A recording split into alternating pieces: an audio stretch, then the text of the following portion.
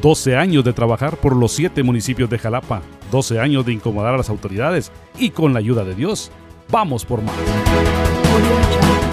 Agricultores deberán aprovechar las primeras lluvias del invierno porque la canícula va a ser bastante severa. Así lo dijo el ingeniero Cristian Estrada, delegado de la CONRED.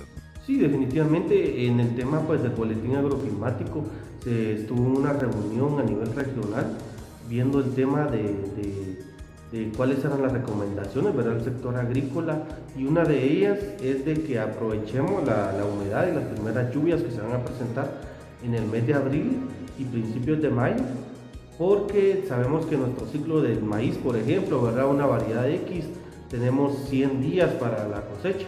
Entonces cabalmente va pegando con las condiciones de la primera fase de invierno para que los agricultores puedan tener producción, ¿verdad?, al ciclo del maíz, por ejemplo, y al ciclo del frijol, que son